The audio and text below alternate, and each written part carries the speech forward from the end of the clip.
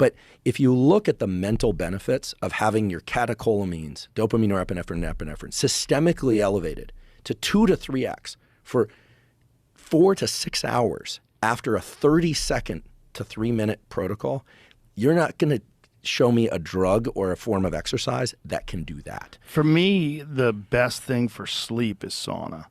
Like sauna pre-sleep is amazing.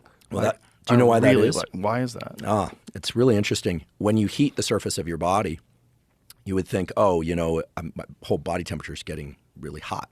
But if I were to measure your core body temperature, what happens is your medial preoptic nucleus of the hypothalamus says, oh, the surface of my body is really hot. I'm going to cool down my core temperature. And falling asleep at night requires a 1 to 3 degree drop in bodily temperature.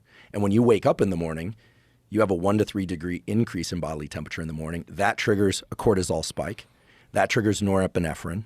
And then you start waking up. So body temperature and the ability to fall asleep and stay asleep and wake up are very tightly correlated. But your whole circadian rhythm is temperature driven.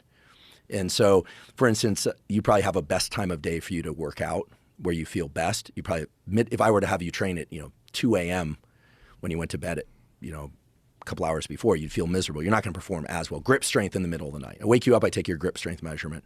It's going to be strong, but not as strong as it would be at your peak time during the day. If we looked at your body temperature, we'd find that your grip strength is weakest when your body temperature is lowest.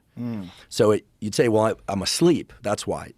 But there's an easy experiment. This has been done. We just keep you awake for 24 hours. We measure your body temperature. It has a very regular circadian rhythm. That persists.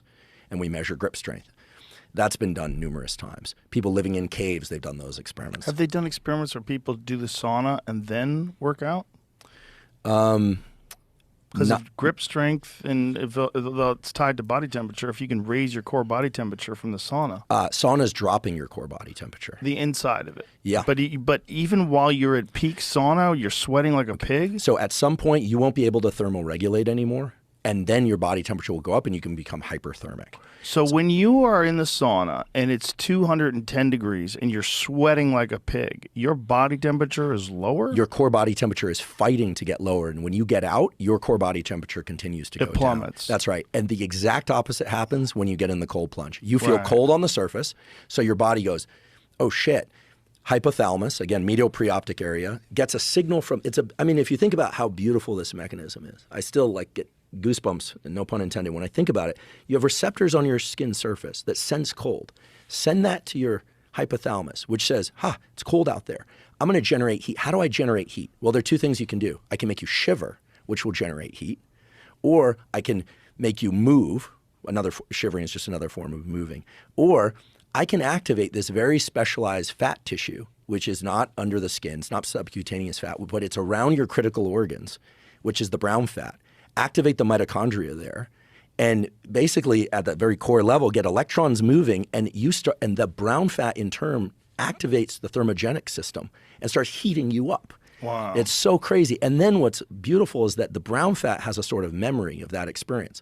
So even after you get out, you're walking around right now. I did cold plunge this morning. You did cold plunge this morning, right? Yeah. Okay. So your body temperature is about 1 to 3 degrees hotter, probably about 1 or 2 degrees hotter than it normally would be.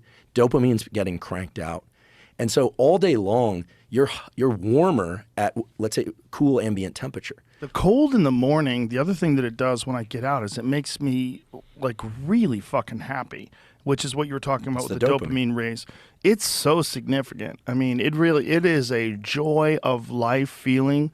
And then as I start my workout, I generally start really slow. I just do a lot of shadow boxing, and maybe I'll skip a little rope to try to get my blood up. And then once I do that for a few minutes, then I have a series of 100 push-ups and 100 body weight squats that I do every day. So I go through that, and that's my warm-up for everything else, because it's pretty low stress, low impact, very easy to do. And then by the time the 100 squats and 100 push-ups are done, I'm warm. And then I start whatever workout I'm going to do. But god damn, I feel happy. Yeah, well, that's the people that are trying to avoid it because fucking it doesn't do anything. Shut up. Just do it. Stop your excuses and stop arguing about it. You're only arguing about it because you don't want to experience discomfort. I know what you're doing. You know what you're doing. We all know what you're doing. Shut the fuck up. Just get in there. Just do it. It's great for everybody. And if you can't fucking handle it, don't talk about it. But don't pretend that it's not good for you. It's nonsense. It's one of the most, you could sell that shit in a pill, it would be so valuable. I mean, how many people are on SSRIs and they're like, I kind of feel better? Or, well, first of all, I completely agree with you. Completely agree. And I'm not again, Craig Heller in our biology department at Stanford has been talking in this general theme for a long time. Anna Lemke, who you had on here, talked about patients of hers who got sober using cold plunges. You say, well, how did they get sober using cold plunges? You just, taking one addiction and replacing it with another? No. What's very clear is that when you're suffering or you're lazy or you're procrastinating, doing something that's harder than the state that you're in bounces you back much faster. Yes. This is all based in the dynamics of dopamine. It's sort of crazy. If you know how people are procrastinating to write something and they start cleaning the house?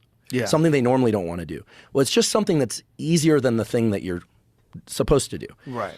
It turns out, and I learned this from Anna, if you do something that's even harder than the thing that you're trying to avoid, all of a sudden you're able to do that. And you're like, oh, okay, well, it's just psychology, right? No, it's not psychology alone. It's psychology, but once dopamine is deployed at that level, you're a different person. And I know this because if you take someone's dopamine and lower it, that makes them depressed. That gives them, if you lower it even more and give them movement disorder, Parkinson's. If you give them their dopamine back, their focus increases. How do I know that? There's a reason there's an ADHD drug shortage right now. Ritalin, Adderall, they all tap into this system, the dopaminergic and adrenaline norepinephrine system. So one of the most prescribed and overprescribed classes of drugs is the drug designed to try and get exactly this effect of cold plunges. And so I completely agree. If people would just take a very cold shower or a very cold plunge, or a little bit longer at 50 degrees, but although I agree with you that shorter, colder is better. What I didn't describe, and I'm not trying to rescue myself here, but I do that daily. But then on Tuesdays is the typical day where I do very, very hot and very, very cold back and forth for well over an hour back and forth. You do that serious growth hormone increasing protocol. I'm trying to condition myself to really be able to tolerate heat and cold.